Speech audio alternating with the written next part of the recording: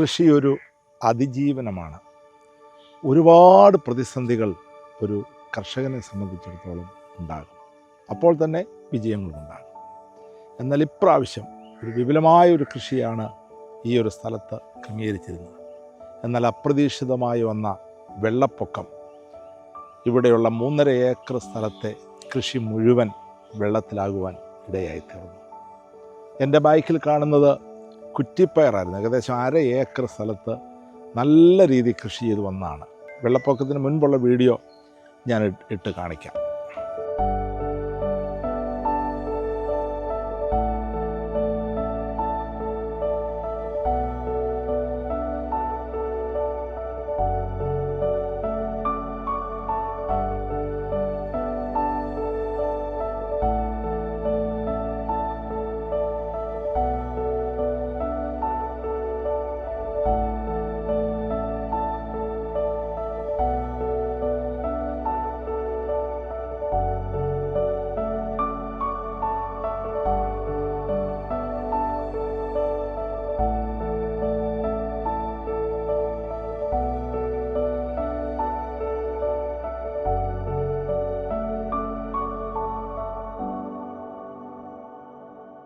ഞാൻ ഈ നിൽക്കുന്ന സ്ഥലത്ത് ഏകദേശം 1/2 അറ്റം വെള്ളമുണ്ടായിരുന്നു. ഇത് ബാക്കിലോട്ട് വെള്ളക്കെട്ട് ഭയങ്കരമായിട്ടുണ്ടായിരുന്നു. എൻ്റെ വലത്ത് സൈഡിൽ കാണുന്നത് പടവലമായിരുന്നു. ഏകദേശം 1 ഏക്കർ പടവലമായിരുന്നു. അത് പന്തലെ കയറി പൂവിടുന്ന സമയമായപ്പോൾ ഇവിടെയും 1/2 അറ്റം വെള്ളമായിരുന്നു. ഇതെല്ലാം അഴുകാൻ തുടങ്ങി, വാടാൻ തുടങ്ങി. വലിയ പ്രതീക്ഷയായിരുന്നു. അതുപോലെ തന്നെ എൻ്റെ ബാക്കിൽ കാണുന്നത് ഒരു പാവൽ കൃഷിയായിരുന്നു. ഏകദേശം ദിവസം ഒരു 50 കിലോ വീതം 50 കിലോ പാവൽ പറിച്ചുകൊണ്ടിരുന്നതാണ്. ഇവിടെ എല്ലാം 1/2 അറ്റം വെള്ളമായിരുന്നു. മുഴുവൻ വെള്ളത്തിലായിപ്പോയി. ഇതും ഇപ്പോൾ അഴുകാൻ തുടങ്ങി. ഇതിൻ്റെ വിളവെല്ലാം നഷ്ടമായി.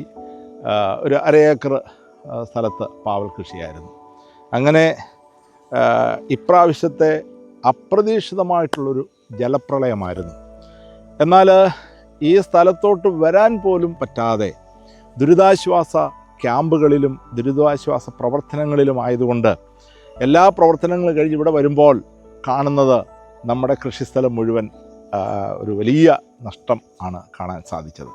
ദുരിതാശ്വാസ ക്യാമ്പുകളിൽ ഒരുപാട് ആളുകൾ ബുദ്ധിമുട്ട് അനുഭവിക്കുന്നത് പഞ്ചായത്ത് പ്രസിഡൻറ്റും മെമ്പറും ഒക്കെ ഞങ്ങളെ വിളിച്ചു പറഞ്ഞപ്പോൾ ഉടനെ ഞങ്ങൾ അവിടേക്ക് ഭക്ഷണപ്പൊതിയുമായിട്ട് ഓടുകയാണ് ചെയ്തത്. അതിനൊത്തിരി സന്തോഷമുണ്ട്. കാരണം എന്താ കഴിഞ്ഞാൽ ഏത് സമയത്തും ഒരു പ്രതിസന്ധി വരുമ്പോൾ നമ്മളെക്കൊണ്ട് ചെയ്യാൻ പറ്റുന്നത് തീർച്ചയായിട്ടും നമ്മൾ ചെയ്തു കൊടുക്കണം. അതാണല്ലോ നമ്മുടെ ദൗത്യം. അതുകൊണ്ട് ഞങ്ങൾ ഏകദേശം ഒരു ദിവസം തന്നെ 10ഉം 250ഉം പൊതി, ഉച്ചക്കത്തെ പൊതി ക്യാമ്പുകളിൽ എത്തിക്കുവാൻ സാധിച്ചു.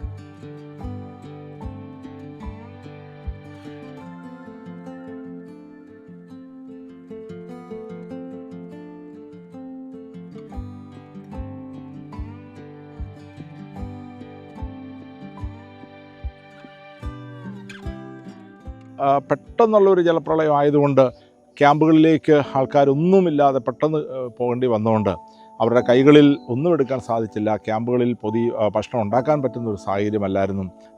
എന്നാൽ പലരും ഞങ്ങളെ കോൺടാക്റ്റ് ചെയ്തു. എന്നാൽ ഒരു ട്രാക്ടറിൻ്റെ ഉപയോഗം ശരിക്കും ഒരു വെള്ളപ്പൊക്കം വന്നപ്പോഴാണ് ഞങ്ങൾക്ക് മനസ്സിലാക്കാൻ സാധിച്ചത്. കോയിപ്പുറത്തിനപ്പുറത്ത് അവരുടെ മക്കൾ വെളിയിലാണ്.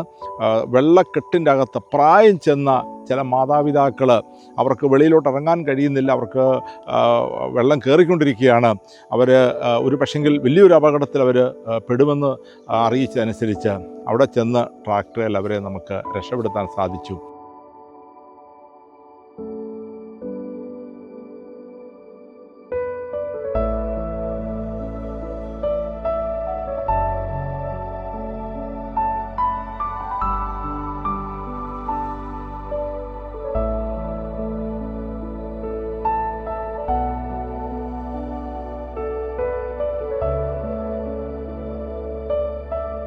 അതുപോലെ തന്നെ ക്യാമ്പുകളിൽ ഭക്ഷണപ്പൊതിയൊക്കെ എത്തുന്നുണ്ട്. എന്നാൽ ക്യാമ്പുകളിൽ എത്താൻ പറ്റാതെ വീടുകളിൽ ഒറ്റപ്പെട്ടു പോയ പ്രായം ചെയ്ത മാതാപിതാക്കൾ ഞങ്ങളുടെ പ്രവർത്തനങ്ങളെക്കുറിച്ചൊക്കെ അറിഞ്ഞ് ഇന്ത്യക്ക് പുറത്തുനിന്ന് പലരും ഞങ്ങളെ വിളിച്ചിട്ട് ഞങ്ങളുടെ പപ്പായും മമ്മിയും ഒറ്റപ്പെട്ടിരിക്കുകയാണ്, 2 ദിവസമായി ഭക്ഷണം കഴിച്ചിട്ട് എങ്ങനെയെങ്കിലും അവിടെ ഭക്ഷണം എത്തിക്കാമോ എന്ന് ഞങ്ങളോട് ചോദിക്കുകയും ഞങ്ങൾ അഡ്രസ്സ് വാങ്ങിച്ച് ലൊക്കേഷനൊക്കെ വാങ്ങിച്ച് ഞങ്ങൾ ട്രാക്ടറിൽ അവിടെ കൊണ്ടുപോയി അവർക്ക് ഭക്ഷണം നൽകുവാനിടയായി തീർന്നു. അങ്ങനെ അവർക്ക് ഭക്ഷണം നൽകിയപ്പോൾ ആ ഏരിയയിൽ പലരും ഞങ്ങളെ കൈയാട്ടി വിളിക്കുവാനിടയായി തീർന്നു. ഞങ്ങളും ഭക്ഷണം കഴിച്ചിട്ട് 2 ദിവസത്തോളമായി.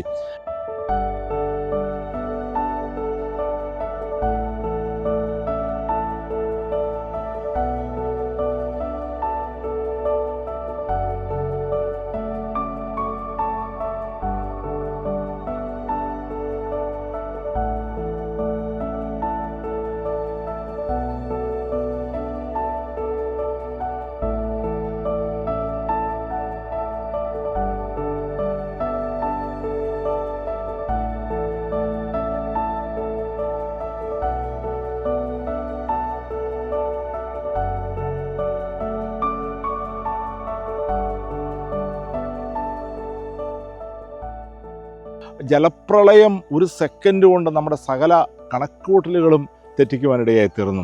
ഭക്ഷണം പോലും കഴിക്കാൻ പറ്റാതെ, വെള്ളം കുടിക്കാൻ പറ്റാതെ ദുരിതത്തിലായിപ്പോയ പല പ്രിയപ്പെട്ടവരും. ഒരു ചെറുപ്പക്കാരൻ എന്നെ വിളിച്ചിട്ട് പറഞ്ഞു, പാസ്റ്ററെ, ഞങ്ങളുടെ കുഞ്ഞിന് പാല് കൊടുത്തിട്ട് 2 ദിവസമായി, കുറച്ച് പാല് തരാമോ, കുറച്ച് ബിസ്ക്കറ്റുമായിട്ട് വരാമോ എന്ന് ചോദിച്ചു. അതുപോലെ തന്നെ ഞങ്ങൾക്ക് മാറാൻ ഡ്രസ്സില്ല, 3 കൈലി തരാമോ എന്ന് ചോദിച്ചു. അപ്പം അവിടെയും ഞങ്ങൾ ഭക്ഷണവും കഴിക്കാൻ പറ്റുന്നില്ല. അവിടെയും ഞങ്ങൾ പോയി അവർക്ക് ആ കുഞ്ഞിന് പാലും ബിസ്ക്കറ്റും അതുപോലെ തന്നെ അവർക്ക് ഉടുക്കാനുള്ള ഡ്രസ്സും ഒക്കെ നൽകുവാനായിട്ട് ആ ഒരു പ്രതിസന്ധി സന്ദർഭത്തിൽ സാധിച്ചു.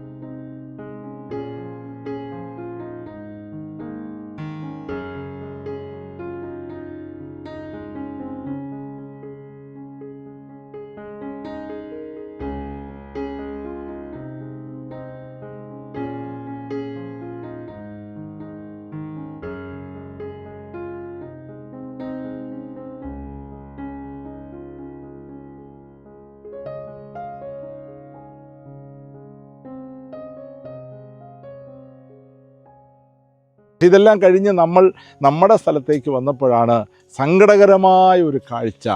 അതായത് 3.5 ഏക്കർ സ്ഥലത്ത് വിപുലമായ കൃഷി ചെയ്തുകൊണ്ടിരിക്കുകയായിരുന്നു. എന്നാൽ ആ കൃഷി മുഴുവൻ ഞങ്ങൾക്ക് നഷ്ടപ്പെടുവാൻ ഇടയായി തീർന്നു.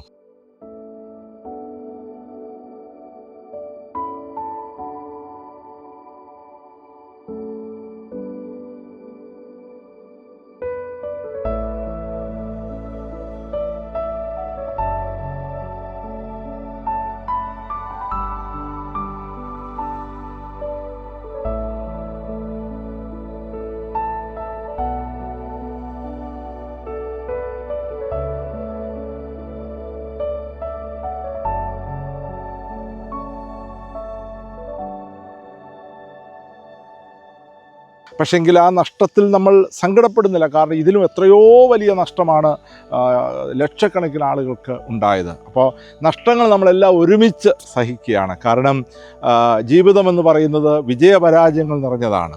ഒരിക്കലും നഷ്ടങ്ങളിലും പരാജയത്തിലും നമ്മൾ ഒരിക്കലും നിരാശപ്പെടാതെ വീണ്ടും നമ്മൾ അതിജീവിക്കുകയാണ്. ഇത് വീണ്ടും ഇനിയും കൃഷി ചെയ്യുകയാണ്. കൃഷി മടുക്കുന്നില്ല. വീണ്ടും വിത്തുകൾ കവറുകളിൽ നിറച്ചുകൊണ്ടിരിക്കുന്നു. വീണ്ടും ഇവിടെ കൃഷി തുടരാനായിട്ട് ആഗ്രഹിക്കുന്നു. ശരിക്കും ഒരു കർഷകനെ സംബന്ധിച്ചിടത്തോളം ഒരുപാട് വെല്ലുവിളികളുണ്ട്. അതിജീവനമാണ് കൃഷി. നമുക്ക് മുന്നോട്ട് പോകാം. നമുക്കറിയാം, ഭക്ഷണം എന്ന് പറയുന്ന ഒരു അടിസ്ഥാന ആവശ്യമാണ്. ഒരു പക്ഷെങ്കിൽ കൃഷിയിൽ നിന്നും ആളുകൾ പിന്മാറും തോറും അനുഭവിക്കാൻ പോകുന്നത് ഒരു വലിയ ഭക്ഷ്യ ക്ഷാമമാണ്. അത് വരാതിരിക്കാൻ വീണ്ടും ഞങ്ങൾ കൃഷിയിലേക്ക് തന്നെ ഇറങ്ങുന്നു. നിങ്ങളുടെ എല്ലാവരുടെയും സപ്പോർട്ട് ഉണ്ടാകണമേ.